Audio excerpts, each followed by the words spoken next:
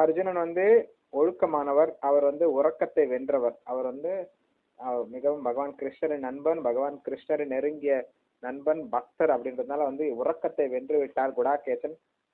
குடாகேசனான அர்ஜுனன். அதனால உறக்கத்தை வென்றதால் அவர் குடாகேசன் என்று கிருஷ்ணர் கூப்பிடுகிறார்.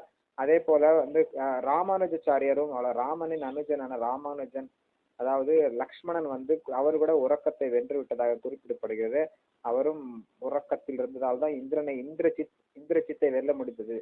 சரியாக உறக்கம் இல்லாமல் அவர் வாழ்ந்ததாக சொல்லப்படுகிறது. அப்படி அதுக்கு உறக்கம் இல்லாமல் செயலாற்றிக் கொண்டிருந்ததால் அவர் இந்திரனை பிரம்மச்சாரியாக இருந்தார். உறக்கம் இல்லாமல் இருந்ததால் வந்து அவர் இந்திரஜித்தை ஜெயிக்க முடிந்தது. ராவணனின் மகன் இந்திரஜித்தை ஜெயிக்க முடிந்தது. காரணம் லக்ஷ்மணன் பிரம்மச்சாரியாக இருந்தால் லக்ஷ்மணன் வந்து உறக்கம் இல்லாமல் இருந்ததாக சொல்லப்படுகிறது. உறக்கம் என்பது மிக மிக